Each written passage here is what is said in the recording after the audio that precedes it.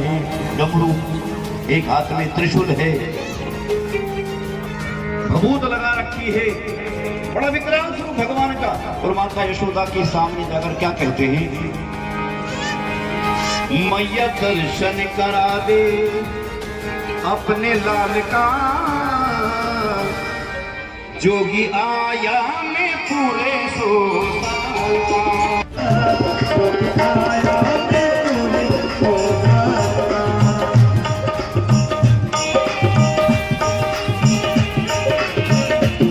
महरूर हो जाऊंगा मैं, राम तुम होंगे समा काफूर हो जाऊंगा मैं तुम्हें चाहूं तो चाहूं, तुम ना मुझको चाहना, तूने अगर चाहा मुझे मगरूर।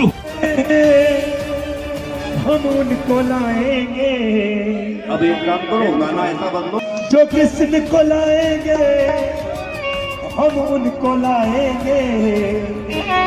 मथुरा में फिर से हम, मथुरा में फिर से हम भगवान लाएंगे, मथुरा में फिर से हम भगवान लाएंगे, मथुरा में फिर से हम भगवान लाएंगे।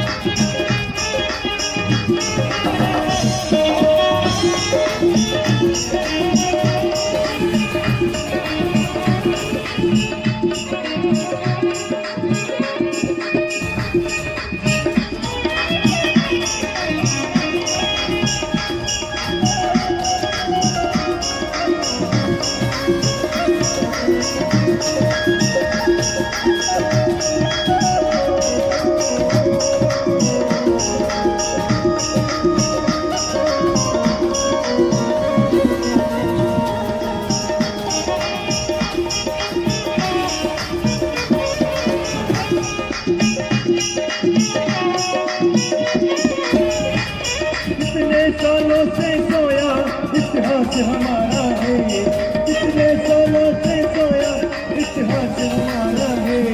अब याद दिलाओ तुम, अब याद दिलाओ तुम, फिर से ये जगह है, फिर से हम भगवान आएंगे, दुनिया में फिर से हम भगवान आएंगे। संकल्प, आज के बाद संकल्प लेते हैं कि सोनकच्छ विधानसभा में कथा नहीं करेंगे।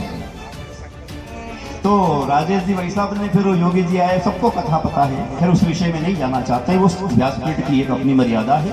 लेकिन मैं निवेदन करना चाहता हूँ सोनकर जी के बारे में ये कि जिन्होंने आज से नहीं, शामिल विधानसभा में से पहले जिलाध्यक्ष भी है और मेरे परम श्रद्धेय सोनकर साहब के पूज्य पिताजी से भी मेरे संपर्क रहे, बहुत अच्छा फर्म है। तो इनको जब देखा मैंने तो मैंने निवेदन किया था, और मैं अक्सर कहता भी हूँ कि ये राम को जिसने राष्ट्र मानकर सेवा की हो, वो सिर्फ सोनकर जी ही हो सकते हैं। इनके लिए राम, ये राष्ट्र राम है। एक ऐसी विचारधारा को लेके हम आगे बढ़ रहे हैं, उस विचारधारा में हम सबको साथ देना होता है, तो निश्चित ये राष्ट्र परम वैभव पर पहुंचने में बहुत जल्दी पहुंचने वाला है। पूज्य साध्वी दीदी निकमरा जी कहती अब आपको जल्दी जाना है, आज परम पूज्य व्यासपीठ और व्यासपीठ में विराजमान परम श्रद्धेय विद्वान पंडित हमारे कथावाचक माननीय रामकृष्ण जी उपाध्याय, मैं आपका बहुत बहुत अभिनंदन करता हूँ, बहुत बहुत स्वागत करता हूँ। पूरी सोनकच्छ विधानसभा की ओर से सभी हमारे मनपुरा के सम्मानीय माताओं बहनों बुजुर्गों की ओर से मंच पर उपस्थित हमारे सम्मानीय राजापुर साहब, सम्मानीय बहादुर सिंह तिवारी जी, जितेंद्र जी, हरेंद्र जी और पूरे भारतीय जनता पार्टी परिवार और हमारे नरेंद्र जी और काफ़ी लोग हमारे सामने भी बैठे मंच पर। भारतीय जनता पार्टी समाज क्षेत्र के सभी बंधुओं की ओर से आपका बहुत बहुत अभिनंदन, बहुत बहुत स्वागत। सबसे पहले तो मैं पूरी संपूर्ण सोनकच्छ विधानसभा की ओर से सम्मानीय रामकृष्ण उपाध्याय जी का बहुत बहुत धन्यवाद देता हूँ कि आपने हमारे आना को संकल्प को तोड़ा है। मेरे ये हमारे लिए दुर्भाग्य की बात थी कि सोनकच्छ विधानसभा में आपने व्यासपीठ पर खड़े होकर दुखी मन से इस बात का निर्णय लिया। और वो क्यों लिया मैं उस विषय पर नहीं जानना चाहता हूँ, आप सब जानते हैं। क्योंकि आप कहते हैं ना कि अब जिनका आचरण जिनका करते हैं सब को दूसरी उम्मीद भी नहीं की जा सकती है। और उन्होंने तो भगवान राम और कृष्ण को नहीं छोड़ा। वो तो वो लोग थे जिन्होंने भगवान राम पर कृष्ण पर भी उंगली उठाई, जिन्होंने ये भी कहा कोर्ट में खड़े होकर कि राम कभी पैदा नहीं हुए, श्री कृष्ण कभी पैदा नहीं हुए। ये सनातन धर्म है जो है ये डेंगू की बीमारी है, इस हिंदू धर्म को खत्म कर देना चाहिए। तो ऐसे महापापी लोग थे जिन्होंने भगवान को भी कभी नहीं छुड़ा, हमारे धर्म पर उंगली उठाई। और व्यासपीठ पर खड़े होकर जिस प्रकार की बातें उन्होंने की थी, निश्चित रूप से उनकी उस बात से दुखी होकर सम्मानीय रामकृष्ण उपाध्याय जी ने जो निर्णय लिया था वो हम सबके लिए बहुत दुख की बात है। हम सबके मन में बड़ी वेदना थी।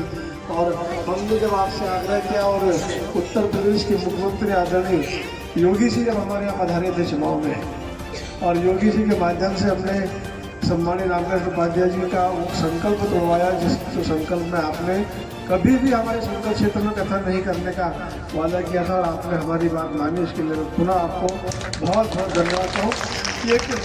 एक महापाप हम लोगों के भाग्य में मुझे लगता है जुड़ गया था। एक ऐसे विद्वान संत जिनको सुनने के लिए इतनी बड़ी संख्या में हमारी माता है, हमारे बुजुर्ग हम बहने आते हैं, उनका अगर इस क्षेत्र में दूसरी बार कथा करने नहीं आना तो ये हमारे लिए इससे बड़ा और कोई दुख की बात नहीं हो सकती थी। बंधुओं में सम्मानीय उपाध्याय जी की कथा चल रही है और इससे बीच में जरा खड़ा होना, हमारे समाज को हमारी मूल संस्कृति से जोड़ने का काम कर रहे हैं और इसकी आज आवश्यकता है। और निश्चित रूप से जैसा आपने कहा कि ये राम कथा के साथ राष्ट्र कथा भी है, तो हमने जो एक पहले नारा लगाया था जब भगवान श्री राम के मंदिर बनाने का जो अपन सपना देखते थे, सौगंध राम की खाते हैं मंदिर वही बनाएंगे, वो सौगंध आपकी पूरी हो गई। फिर दूसरा नारा आपने दिया था, सौगंध राम की खाते हैं मंदिर भव्य बनाएंगे, वो भी आपकी सौगंध पूरी हो गई। अब मंदिर आपने भव्य बनाया है और अब पूरे समाज एक सौगंध और खड़ा है कि सौगंध राम की खाते हैं, अब राष्ट्र को भव्य बनाएंगे। अब ये भारत राष्ट्र जो है अब ये भव्य बनने वाला है। अब आगे आने समय में भगवान श्री कृष्ण और हमारे जितने भी ऐसे हमारे मंदिर है, हमारे मानव हैं, निश्चित रूप से वो सब फिर एक बार पूरे गर्व के साथ और गौरव के साथ में हम उसको जाएंगे, वहाँ दर्शन कर पाएंगे और पूरी दुनिया के सामने हम अपनी ताकत बता पाएंगे। और उसका पीछे अगर कोई होगा तो हमारा आप जैसे संतों ने जो हमारे समाज को जागृत करने का काम कर रहे हैं, मैं पूरा आपको बहुत बहुत धन्यवाद देता हूँ, बहुत बहुत बधाई देता हूँ। धन्यवाद। जय भारत। जय।